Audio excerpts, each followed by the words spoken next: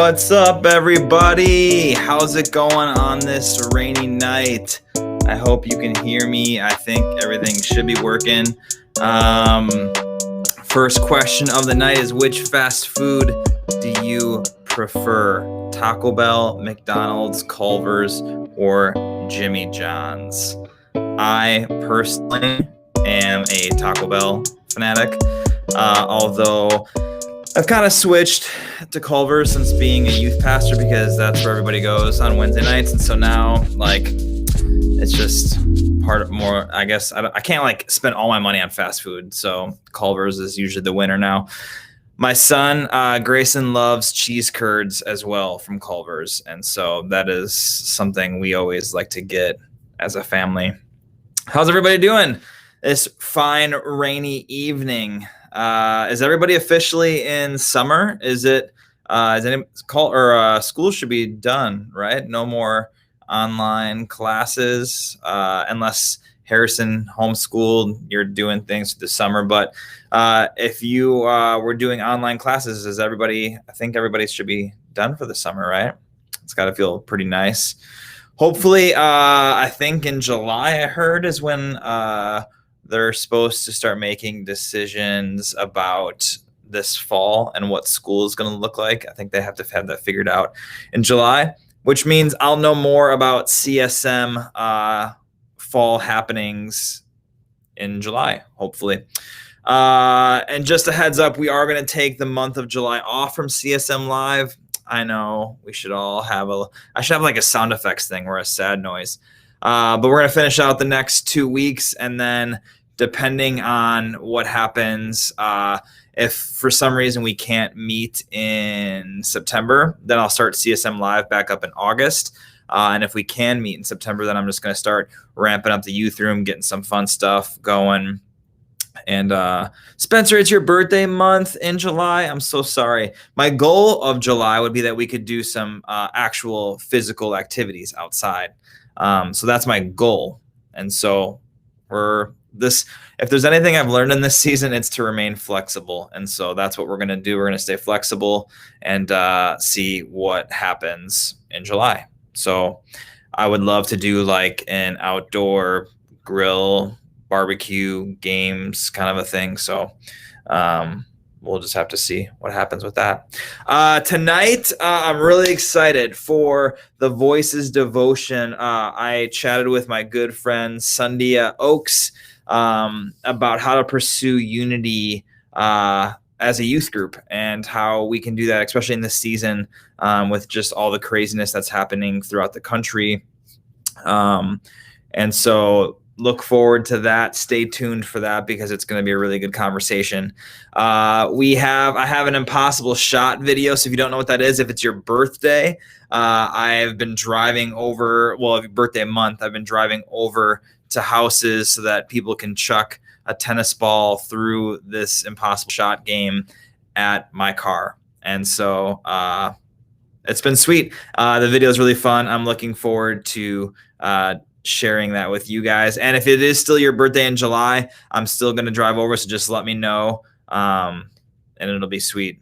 I'm just catching up on the messages here.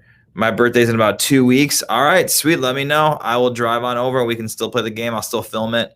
No CSM is sad. It is sad. But early July, so the first week of July, we run into, July 4th is over the weekend.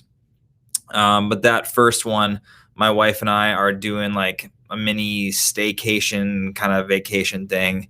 And then there's like a few more weeks in July after that. And so I thought, let's take the month off and hopefully be able to plan a big activity. So if all goes well, it shouldn't be no CSM. It should just be no CSM Live for that month. Anyway, I'm rambling. It's all good. Let's see what the winners are. Culver's. I had a feeling with this group, the winning vote was going to be Culver's. You've always hated July 4th. I love fireworks. There's not going to be fireworks this year, so that's kind of sad. But I do love fireworks. Guys, for the next couple weeks, though, I would love it to finish it out strong. If you guys want to do like I said in the past, TikTok versus lip sync, or like Vivian did a drawing video and we paired that up against a TikTok or a lip sync or something. Send me some videos so that we can finish out the next couple weeks with some fun student participation, because for the last 4 weeks, I've been putting names into this.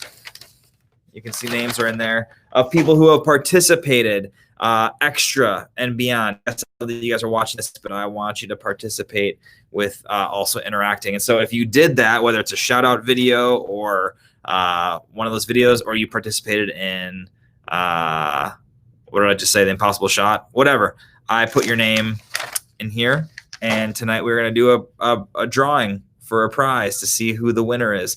And I've been kind of like thinking through what it's going to be, and so we'll find out when the winner is picked, and maybe I'll let the winner even pick what we do.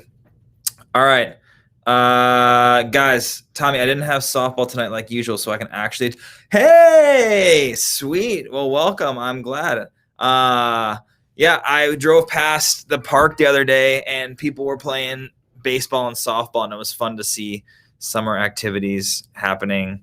It's a little weird, right? Going back to trying to find a new normal. Like I'm not sure how this is all working, but we're taking it one day at a time. I've never really been big on holiday of any sorts. Well, that's all right.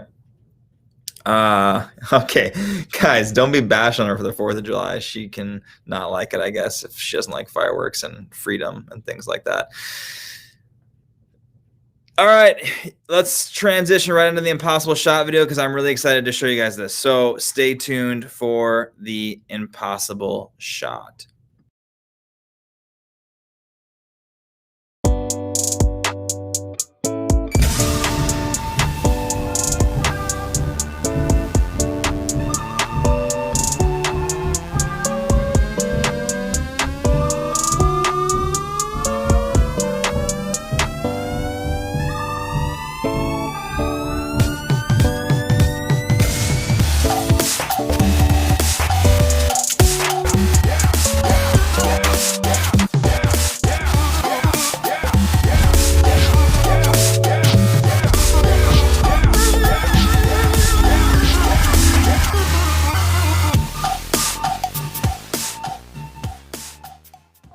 It's time for the next round of the impossible shot.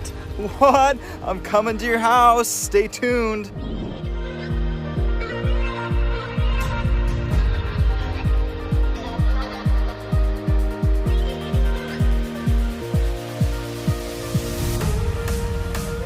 I'm here at Taylor Rogers' house. Her parents are throwing her a surprise quarantine birthday where she's gonna do the impossible shot. So stay tuned. Surprise! Name and birthday, please. Oh, okay, so I'm Taylor Rogers and my birthday is May 17th. Tomorrow! Yep. And you have a helper right there? Oh yeah. All right, you got 3 tries. Stay. Holy cow!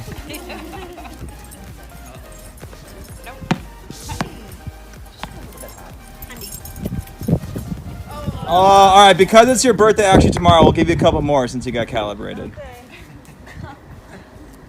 But don't tell the other students who are watching. Yeah.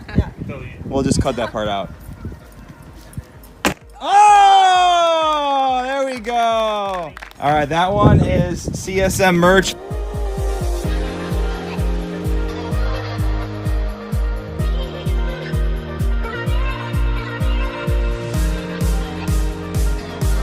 We are at our next house for the impossible shot. The whole crew is outside ready to watch, and we have Raina and Sydney who are both going to throw today. Give us your name and your birthday, please. Raina, May 16th. All right, whenever you're ready, Raina. Okay. Whoa, nice first one. Oh, you got it dialed in now. Going for the candy. Oh. All right, Sydney, when was your birthday? January 17th. January. Oh, Whoa, nice. Oh, just under. Oh, good try. Here we are at our next victim for the impossible shot. It is Carissa. Carissa. When was your birthday? Today. Today. What? We got Haddles over here just hanging out. All right, whenever you're ready, give it its first throw. Okay. Oh, right in the big one. Congratulations. We got Candy over here.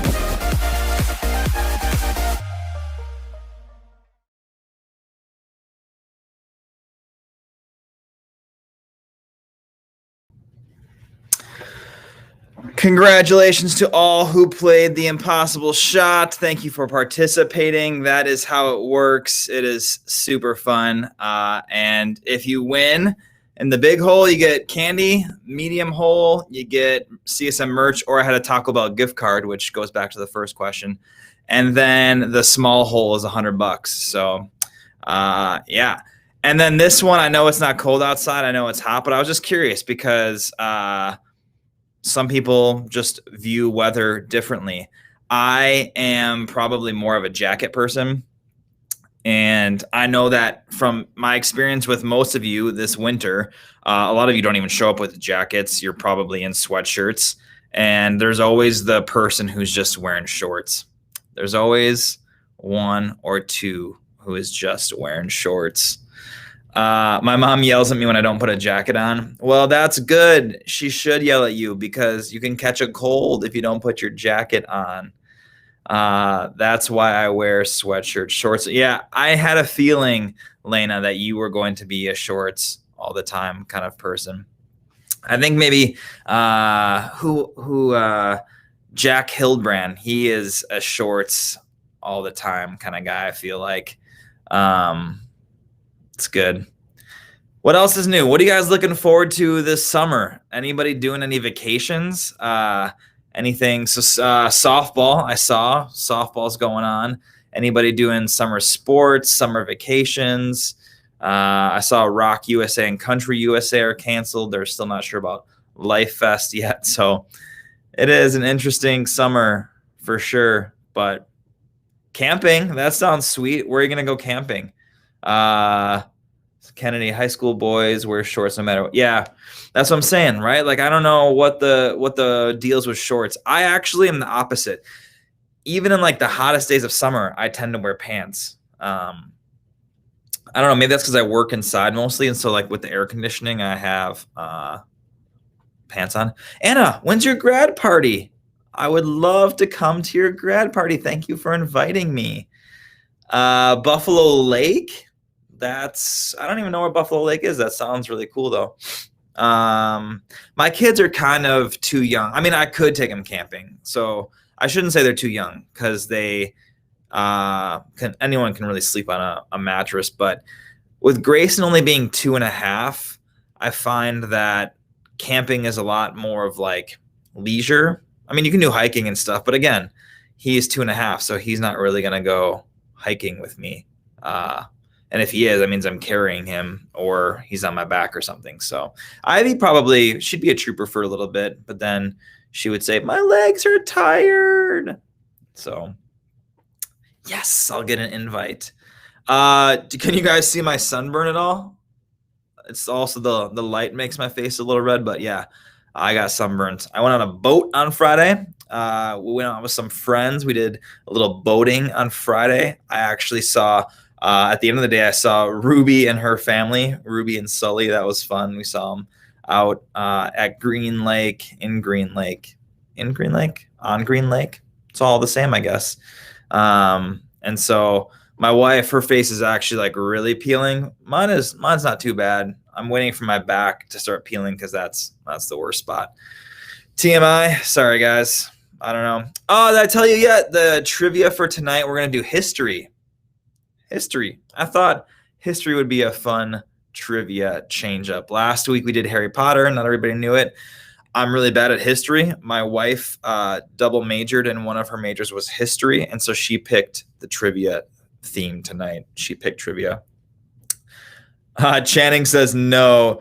You can't hate history. You can say maybe you're disinterested or you don't find it as interesting as some, but you can't. I mean, history is history, right? You can't hate it. Nerd! Oh my goodness, you guys are attacking. Good thing we're talking about how to live in unity in this next conversation, because all of you who are attacking me right now with your negative words, you're gonna learn. You're gonna learn real quick that you need to be more kind, and you need to seek to understand. All right. So don't call me a nerd, Spencer. I hate it. Wow. History is great. Yes, Brian, history is great. Hadley, I'm sorry you missed Harry Potter trivia. I was told that it wasn't hard enough, but and if you won last week, I forget who, there was two, I think it was Felicity and someone else.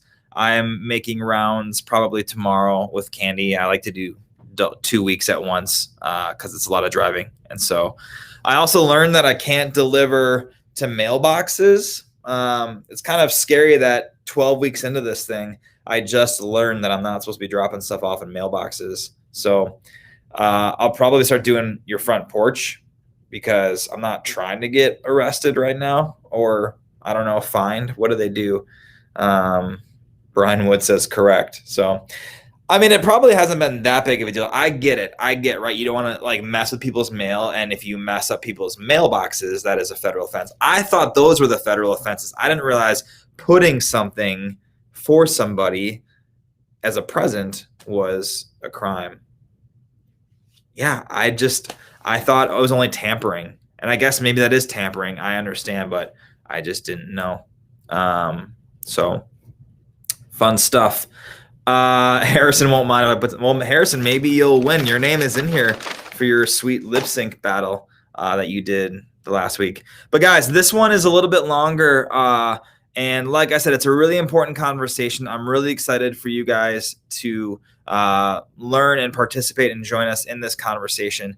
But I'm going to start it now because it's about 20-ish minutes. So please don't tune out. And if you have questions, we can talk about some stuff afterwards, or you can email me and I can get you more information. And Sundia talks about a lot of awesome material and stuff in there, and she gave me some resources after that. So anyway, stay tuned. Do not tune out, please. I beg you. This is really important. All right. Without further ado, here it is.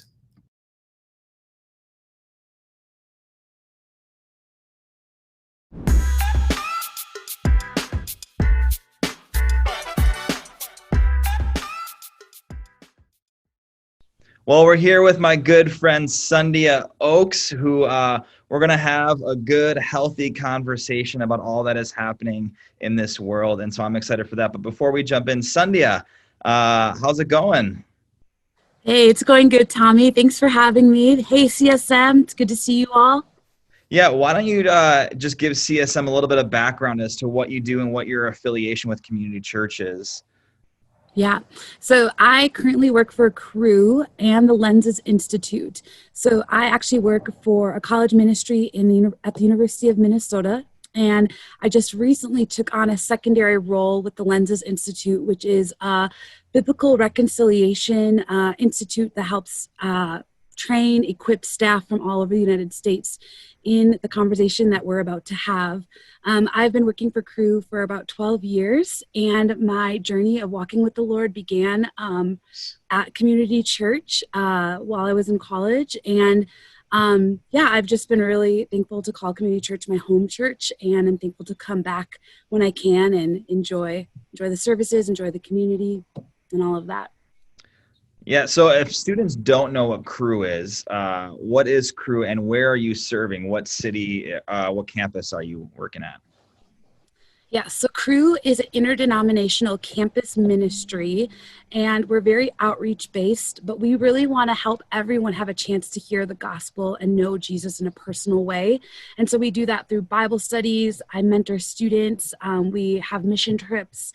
and so on. And we really believe that college is such an influential time in a person's life that we want to equip them during college and help them walk through some of those big decisions and changes and help them grow in their faith so that after college, for the rest of their life, they can grow and continue to have a firm foundation in walking with the Lord. For the longest time, I worked at the University of Wisconsin Oshkosh, and I loved it there. And then just in the last 2 years, I recently transitioned to the University of Minnesota in Minnesota. And so, and I love what I get to do. I love getting to work with college students, and it's been a journey, and it's been a lot of growing on my own behalf of what does it look like to walk my own journey ongoingly in faith. But yeah, I love it. And a little bit of background, I actually did volunteer or intern with the youth group years ago under Carl Kramer. And so, whoa, was that like Carl Kramer's first time in youth ministry, or second or third? Which tier was that? I think it still was his first time. I think it still was. But actually, your wife, Allison, she was in the youth group when I volunteered and interned there. And so, wow, little throwback. So special. Yes.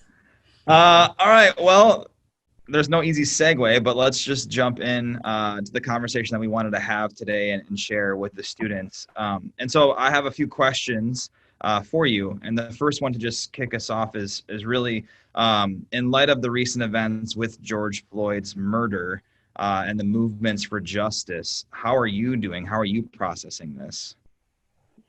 Thanks for asking that. It's been a lot.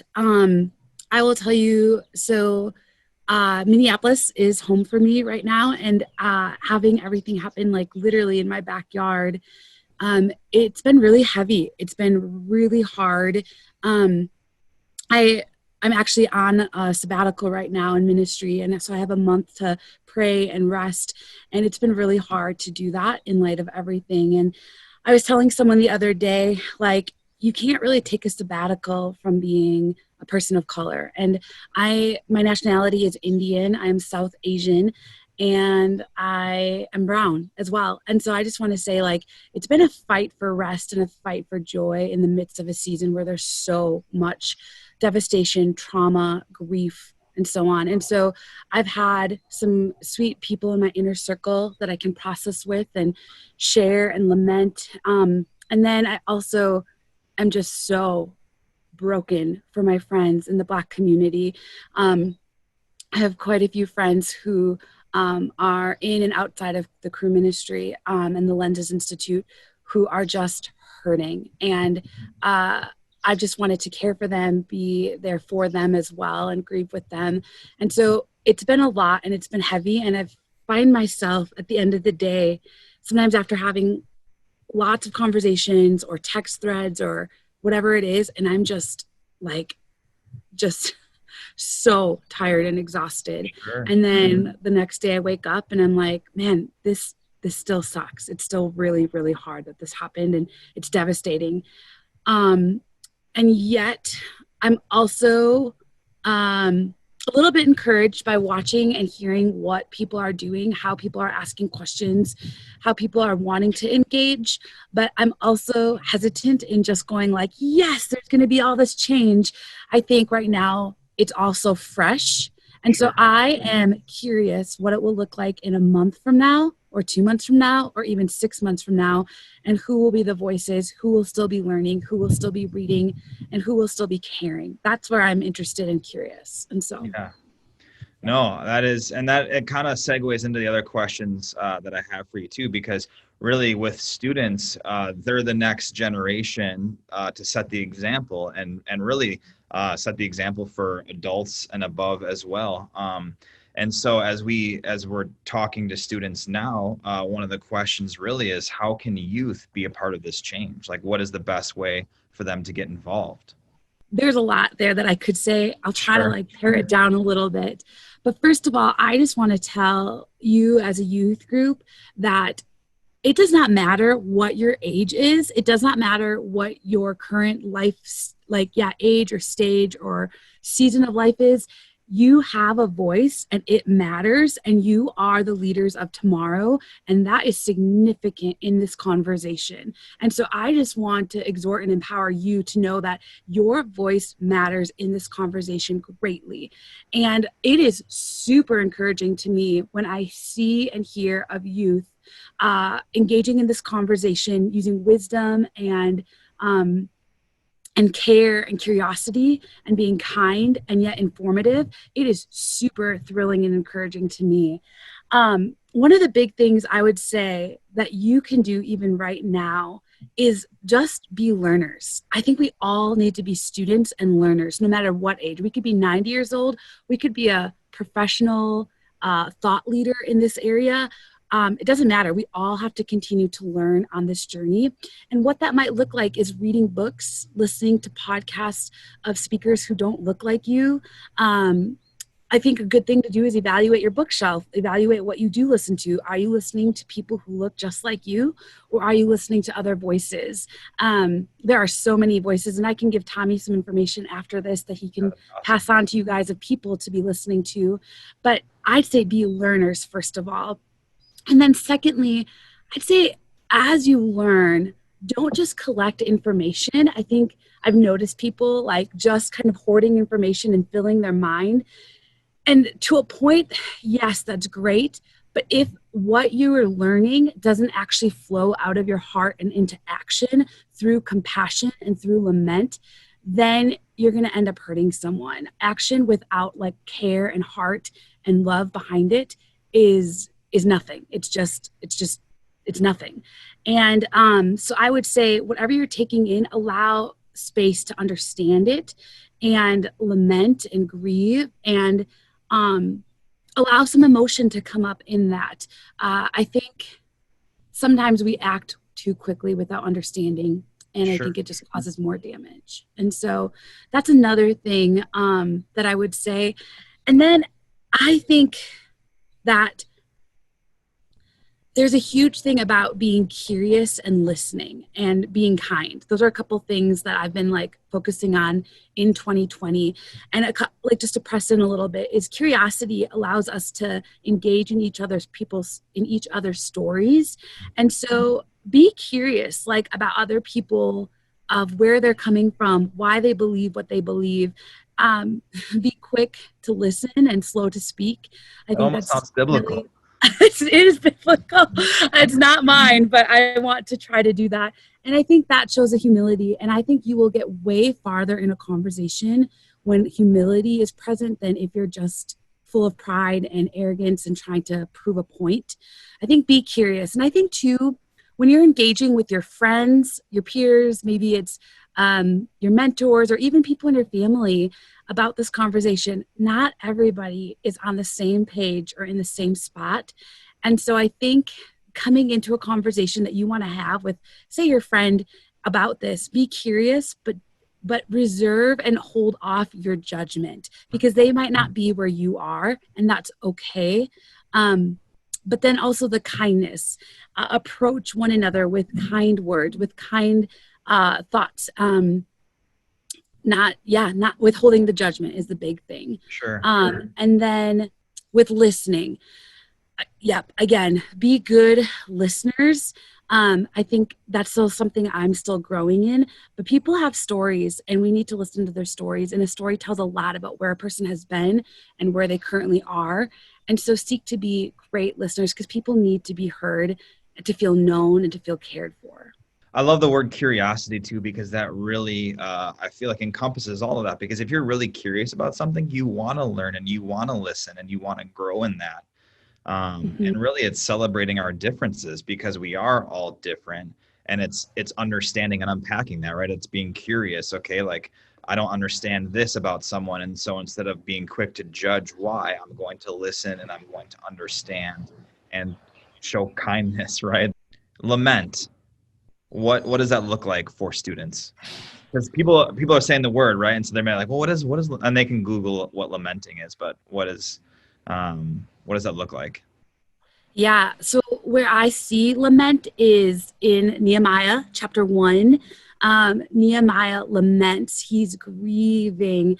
And I lament is different than just grief. So grief is, man, I'm hurting, I'm sad, my soul is downcast, I'm sorrowful. But lament is, I'm going to go on behalf of another person or people group, and I am going to grieve and call out to the Lord and ask the Lord to move right now in real time on behalf of them. And so lament can look like shedding tears. It can look like praying. It can look like calling out to the Lord and saying, God, how long, oh Lord, how long? And Lord, we need you to move now. We beg you to move now. And so it's actually acting on behalf of someone else's suffering. And it's significant. And there is no timeline for lament. I think sometimes people are like, okay, I've done this, and now I'm going to do this. It's not a timeline, and it's not a checklist. Lament comes out of an overflow of the grief and the sorrow and the pain in your own heart on behalf of someone else's. And there will be cycles of lament. There might be days where you're just like heavy-hearted, and that's actually good. That shows that God is working in your own heart on behalf of what's going on in the world. And so holding lament for other people is pretty significant, and says, like, I care so much about you. And I also, God's heart, like, I want my heart to reflect his heart. And so I want to grieve as he is grieving. And it, like in Romans, like, weep with those who weep, rejoice with those who rejoice. And so it's also very biblical to come alongside our brothers and sisters and showing emotion. Yeah. Through a lot of this, I've wondered how can I respond? What can I say? Am I going to say the wrong thing? Am I going to do the wrong thing? You know, you and I have been texting. I've been getting advice from you in this, but really, because as a white person, sometimes I'm worried that I'm going to say something that's going to continually offend or do something wrong. And so what advice do you have? What suggestions do you have for overcoming some of that? Well, I have a thought before I answer that question. Sure. One thought is, like, you being white, and for all of you who are white, I just want to say that you are more than just white. You too actually have an ethnicity, and it is worth pressing into. We all together represent Imago Dei, the image of God. We're made in his image. And I think it is so honoring when people who are white actually press in to where they come from. It might be German, it might be Polish, it could be a whole plethora of different things, but it actually matters so much. And so for you to do your own work and to ask your parents, like, hey, what is our ethnic background? I'm curious about that, and to press into that, that is significant, because you will come to the table having like more of a foundation, so that in order for it to be a bridge, you have to have two foundations, and you have to know where you've come from in order to know where you're crossing. And when you cross over, it's significant when you cross cultures to know where have you been, where is your journey. And so that's one thing I wanted to toss in there, is be learners of that. Also, whether you are white or whether you are a person of color, we're all going to make mistakes in this journey. I've made mistakes in saying the wrong thing, and most likely we're gonna say the wrong thing at some point. Can we be humble enough to say, you know what, I'm sorry I said that. I didn't know how to say that. Can you help me understand why that was offensive? And I want to be better. I want to learn, and be quick to say I'm sorry. Be quick to apologize and own, man, I wish I wouldn't have said that, or I'm sorry I said that. Will you forgive me? That's powerful. Sure. And I've had some friends who have said that to me, of like, they've said something that has been offensive, and I'm like, and I've had to use my own voice and say, hey, I would hesitate on approaching it like this. To me, when I hear that, it actually really hurts to hear it like that. And they're like, okay, thanks for telling me that. I'm really sorry. And then I can forgive them. But it's when people are naive and just don't say I'm sorry or want to be right, then you can't really move further. And so I think we need to approach this, all people, with a humble posture and a posture of learning, back to that. And so I would rather you say the wrong thing and be open to correction than to not say something at all. I think there are people who are scared to say something, and then it's just silence. And when I see silence, it just says there's an agreement, and you're agreeing maybe with the wrong thing. Sure. I can assume that. And so I would rather you say something and be open to correction, because we're all human and we're all on this journey together. Yeah. Well, honestly, that's been my fear, right? So there's the two fears of like saying the wrong thing, and then there's a fear of being silent and not saying anything because I'm not in agreement. And so with being silent, you know?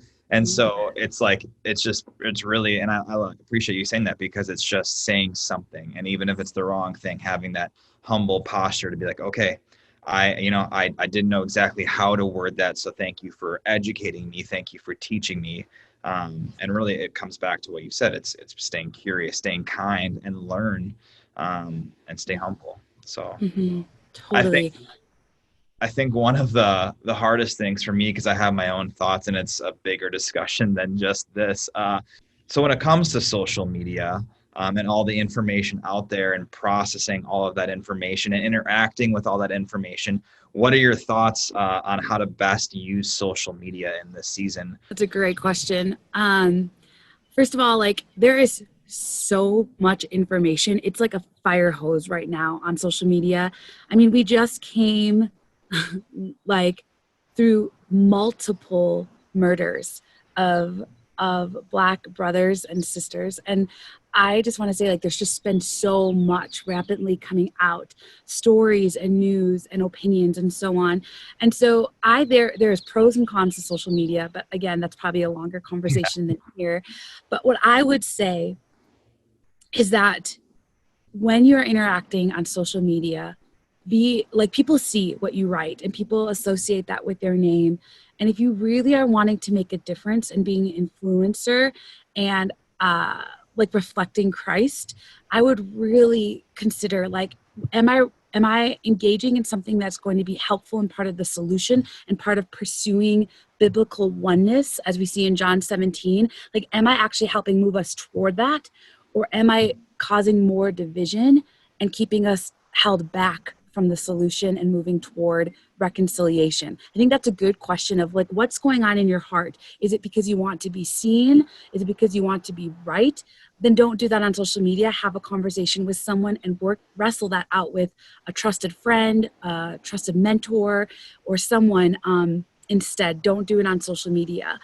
Also, I think, yes, using social media to be a voice is powerful. It definitely has great influence and great power. We know, like, people are just constantly scrolling as we're still sheltering in place. Like, people are online all the time. And so, yes, feel freedom to post, feel freedom to be a voice, but also it has to be beyond social media. Like, I think sometimes people are like, yes, I posted these 5 things to do, how to combat racism. Check, I've done my thing. But it goes beyond that. And like I said, we're going to know in a month to 2 months to 6 months who's really engaging in this conversation. And so may it be more than just social media. May it be more than just a post. May it be a conversation you have with some of your friends or a trusted group, or at the dinner table with your family. And so I would just not leave it just to social media. And as you see things on social media, really consider, like, I would even pause for 5 seconds before you post. Is this really reflective of who I want to be and of Christ, really? And is it going to reflect a powerful, like a positive influence, or is it going to deter people and deflect them from what we're really trying to move toward? Take a 5-second pause before you post, even if it's a comment back to someone. And if you see something, it is powerful to react with kindness, not judgment. And so maybe you take it into a private message and say, hey, I'd love to engage with you more. I'm curious where you have that, where you get that thought from or opinion, but don't just seek to be right in it. Seek to listen again. And so those are some of my thoughts. That's it's really things that I have to do myself, because, and honestly, be okay with stepping away.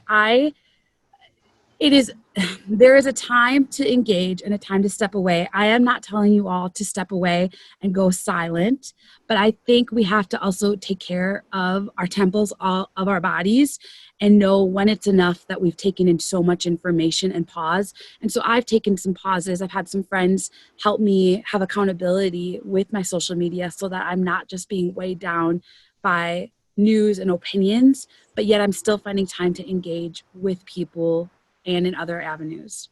Yeah. No, that's really powerful advice. I think it's really wise advice, because I think there is a quickness to react on social media, whether it's reaction in a post or reaction to responding to a post. And so taking even that, like you said, that 5-second pause to just, okay, what am I trying to say? And is this going to be beneficial to the kingdom of God and as people of peace and reconciliation? Mm-hmm. Again, I just want to say, like, you as youth have a powerful influence. Like, literally, you guys are world changers. You might not think it, but it's true. And you really are the leaders of tomorrow. And I just want to say, like, as a millennial, like, I am listening and I am seeing who is posting and I am seeing what you're posting. And I care that you're engaging in this conversation because, like, I need you, and we need each other's voices in this conversation. Yeah. Well, I know that I want to respect your time. I know you got another meeting coming up, but I'd love it if we could both, if maybe I could open and then you could close us in prayer. Because I'd love to also pray for your sabbatical as you're on it and just the rest and restoration that can come from that. So Yeah, I'll start and then you mind closing us? absolutely. Awesome. Father, thank you for this opportunity for us to just engage in this conversation, first of all. God, I pray that as we continue from here, that we continue to learn and understand each other and our differences, that we show kindness, that we show humility, and God, that we just demonstrate what it looks like to be people of peace, that we can lead the change in being a kingdom of God. And so, God, I just pray that over us, that we continue to show that love and respect and kindness towards one another. I pray for Sandhya as she is on her sabbatical, that you just continue to give her rest and restoration for this next season of ministry. Going back to Minneapolis, working in Minneapolis at the school is going to be intense in this next season. And so, God, I pray for this time for just spiritual growth over her life, for that rest that she needs to find in you. And that, God, you continue to equip her and give her wisdom and grace and mercy and all the things that you continue to pour out on us. Give that to Sandhya as she heads into this next season of life. God, I thank you for this opportunity. I thank you for getting to be here with Tommy and the youth. And God, I pray just a special blessing over the CSM youth group. I pray, God, that each and every person would find their voice in this season and use it for oneness, would use it for declaring who you are in their lives, and that they would be bold, they would be courageous, and they would be kind. And God, I pray for those who are hurting. I pray for the students of color who are hurting in the youth group and maybe even confused as to what this means for them in their journeys. I pray that you would comfort them, that you would surround them with brave and safe and kind people to care for them. And I pray that as people, as you all have conversations, whether that's with friends or peers or family members, that you would approach it with boldness and kindness and curiosity, and that we would be learners, and that we would see you just make your name known even greater on this earth, and that we would see oneness happen right before our eyes. And so, God, I pray and empower, and I pray for a protection over these youth, that you would just continue to build into them, and that they would get to see your name declared amongst many, many other generations. I thank you for Tommy. I thank you for his leadership. I thank you for his wisdom and for his shepherding as well during this season. Lord, we we count it a joy to be able to come together, and we want to fight for oneness. We love you, Lord, but not nearly as much as you love us. And we pray this in the name of Jesus. Amen. Amen. Amen. Thank you again. I so appreciate you and taking the time to do this and share with the students. Yeah, thank you. Thank you so much, guys.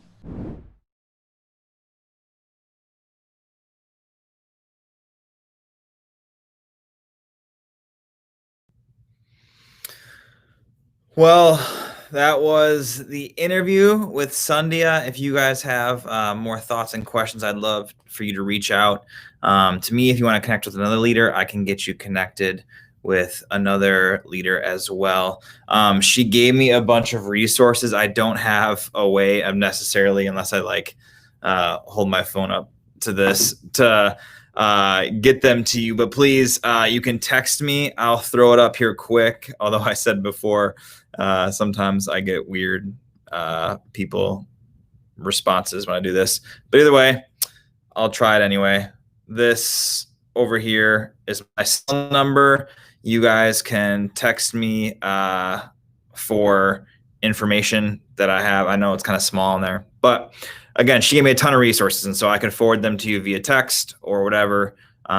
Just let me know how I can get you those resources. I think one of the coolest there's a lot of great things in there, but I guess I don't always think about the books that I read or what I fill or what kind of podcasts or things that I listen to or watch, and to get a mix of different ethnicities in that will help understand cultures better. And so I'm excited to get some new reading material and keep updating my library. And so again, my cell phone's down there. Just text me and I'll get you any information that you want or connect you. Probably not with Sandhya. She is on her sabbatical, and so she's taken a month to really pursue restoration and rest. And it was awesome that she took some time out to have this conversation. And so I'm very thankful to her for that. So awesome. What is this? Just catching up here. Oh yeah, amazing. Yeah, awesome. I'm glad you guys enjoyed it. Yeah, that was great. Thanks. Yeah. Well, you guys are welcome. I struggle. This is my personal. I'm not going to get into it too deep, but I struggle with social media in general because it can be polarizing. It can be a great opportunity to show unity, but it can also get really divisive really fast. And that's why I loved when she talked about really demonstrating kindness and even taking that 5 seconds to pause before responding, because I think we react. That's my biggest thing with social media is people just react. They react to everything, whether it's a post they're doing out of a reaction or they're responding to a post that's a reaction. And so it can be a great tool, and there can be some great information out there. There can be some bad information. I get all that. I get that, all that, guys. But I think the point of this was that as we filter through things, we need to filter through it with a lens of humility and patience, and respect and kindness for each other. And that is how the world is going to change. And so, awesome. Any other questions, comments, concerns before we jump into trivia? If you do, type them in the chat. Otherwise, I'm going to work on getting trivia loaded here. Like I said, we are doing history, because that's what my wife suggested, and I'm really bad at history, so I thought it'd be fun. Let me see here. Okay, trivia. Oh, there we go. Sync with live. All right, it should be, let's see, syncing now. 0.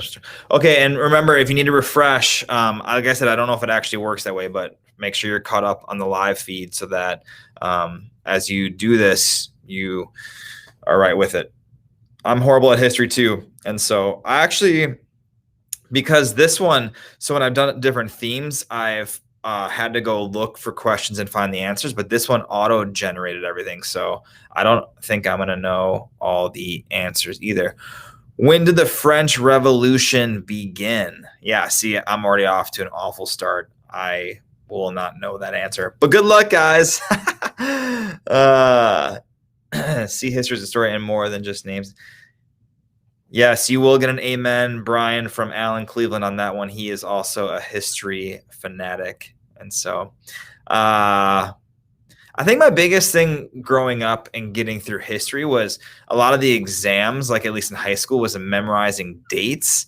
And I was really bad at dates and locations. And so I think that was part of, like, even this, like on an exam, it would be this question. And I would be like, I have no idea. Let's go with number 3. But anyway, this answer, let's see how many are off to a good start. When did the French Revolution begin? It was 1789. Wow, a lot of you seem to know that. That was sweet. What was found in 1946 by 2 young shepherds near a cave? The Blackbeard chest. That would be sweet. The Dead Sea Scrolls. Sheep. Okay.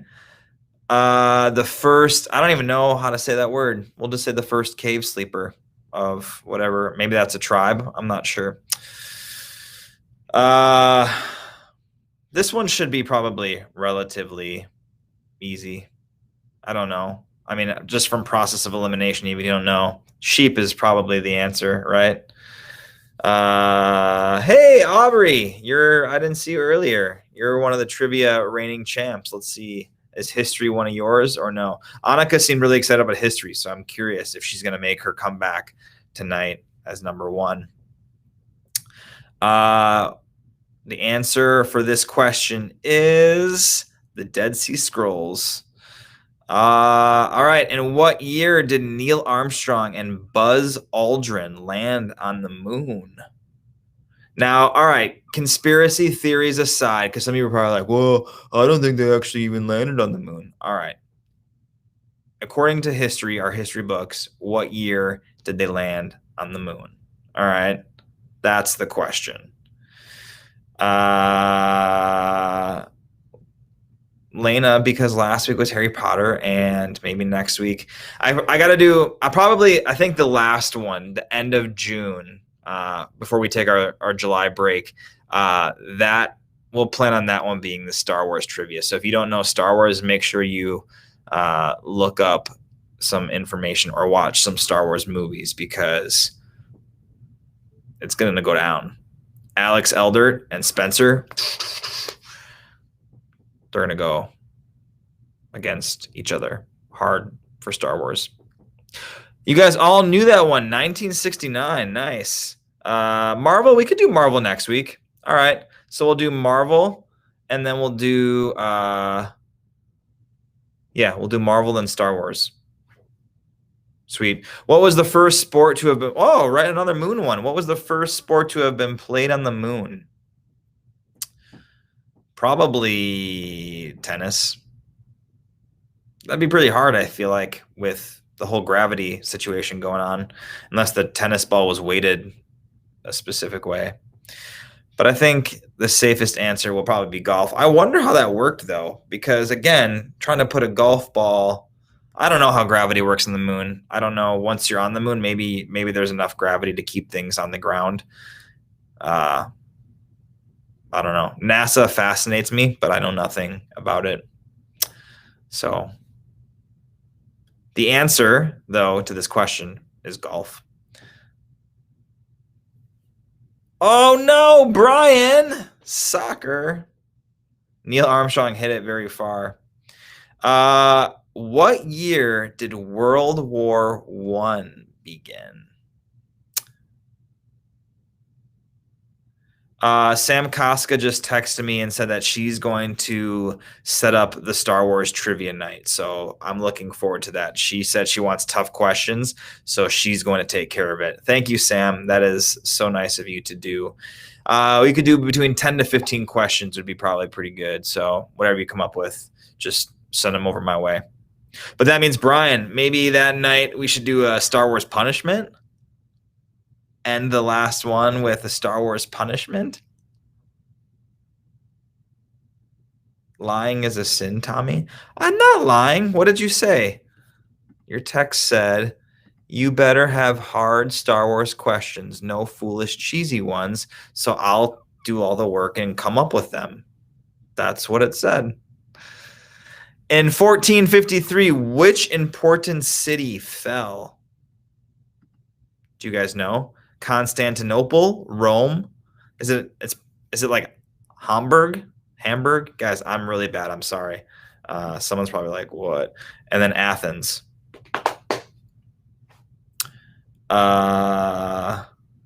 Yes, Brian's game. Star Wars. Unless you'd rather do Marvel. I don't know. I guess, Brian, I don't know what you like more, Star Wars or Marvel, for punishment. But I know you're a busy guy, so you pick. Sam, you can't go back on your volunteering. The answer is, I believe it's Constantinople. Was that what you guys all picked? Number 1? I think it was 1. I don't know, though. Yep, number 1. A lot of you guys thought Rome. Oh, Alan. All right. What was William Frederick Cody, better known as? Buffalo Bill, Billy the Kid, Wild Bill Hickok, Pawnee Bill. Thanks, Trudy. Both are Disney, and we did a Disney night already. I know, but now these are going to be specific. It's funny, though, because when I think Disney, and I know I'm wrong, but when I think Disney, I always think the animated movies, which I wonder how many people are in that same camp as me, where they know that those movies are part of Disney, but they just assume they just think animated right away. I think, is it Billy the Kid or is it Buffalo Bill? I think it's Buffalo Bill. You guys are all picking 1, so see, the problem I have, Sam, is when you say like don't pick foolish Star Wars questions. I don't know Star Wars well enough to really be the deciding vote in that. So Trudy is willing to help me. I appreciate that because Trudy is a very big Star Wars fanatic. She scared me that one night. Darth Vader. Yeah, that was intense. Who was the first explorer to sail to North America? Christopher Columbus, Leif Erikson. Guys, on that. Or number 3 or number 4. Wow. Sometimes these names are tough. I know they say if you just say them quickly, then it sounds close, but I don't think that. You need to consult an expert. I'm not said expert. Yeah, but I can't consult Sam or Spencer or Alex because they're the ones that are very excited about it. Trudy, I feel bad because I feel like she'd be really excited about it too, but she's an expert. All right, thanks, Trudy. Oh, there we go. Who was the only U.S. president to be elected 4 times? Theodore Roosevelt, George Washington, Abraham Lincoln, or Franklin Roosevelt?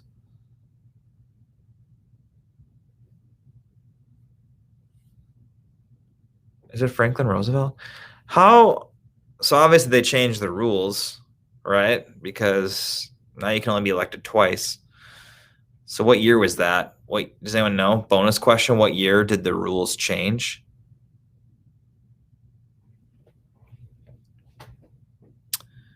Franklin Roosevelt, is that what you guys are all thinking? I think it's George Washington. Elena, I think you might be wrong on that one.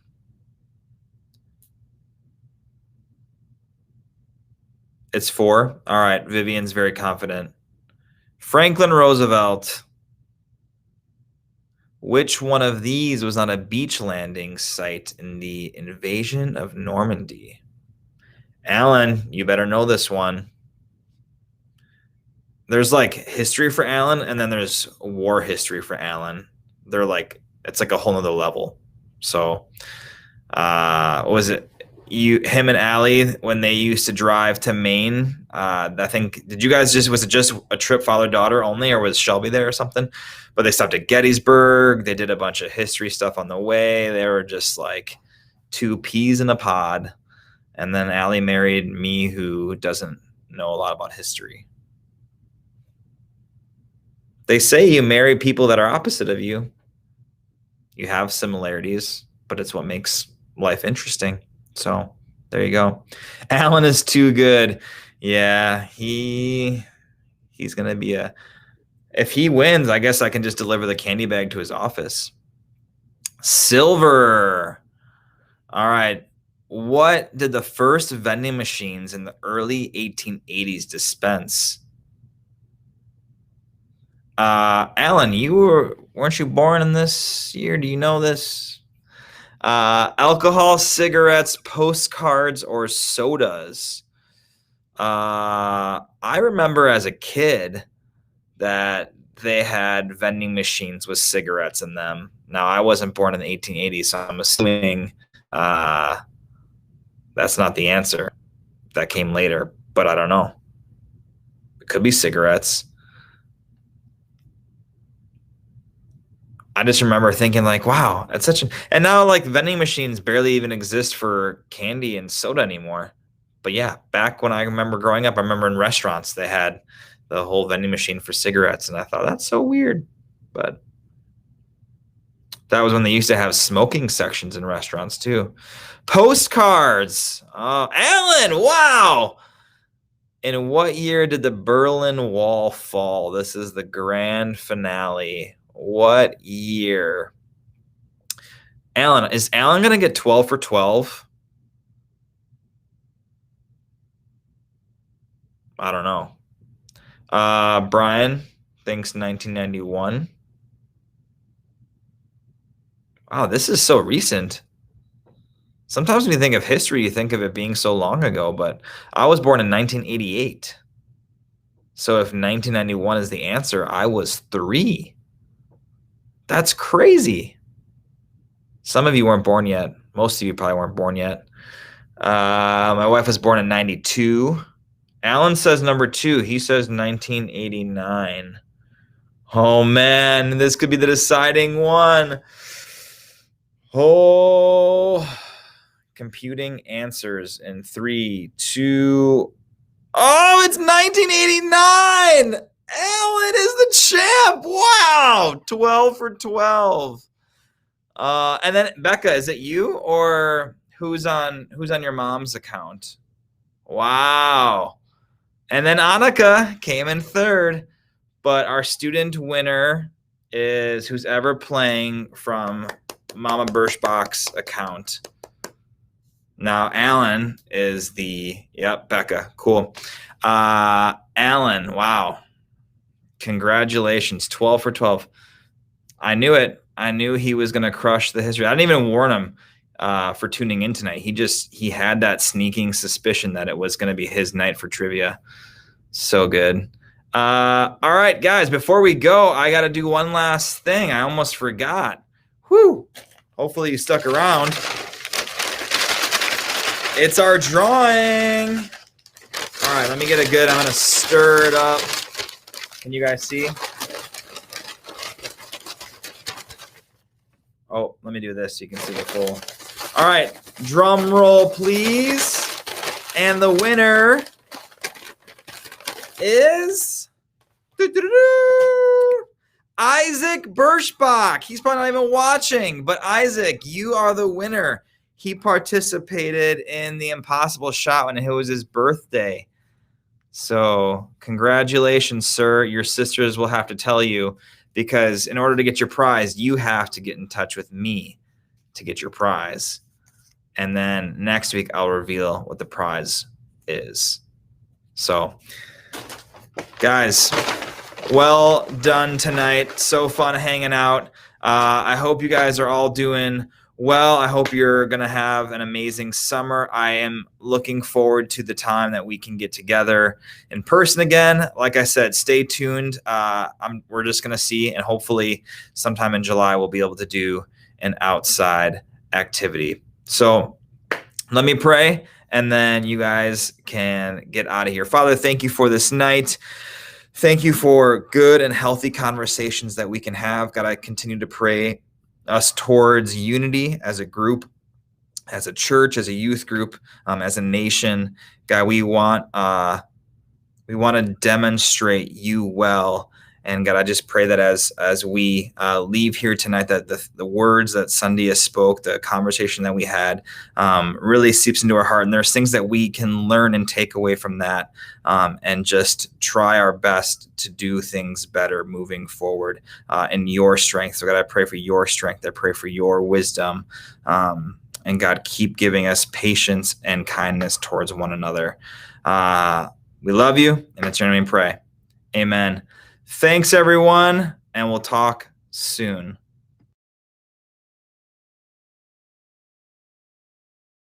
You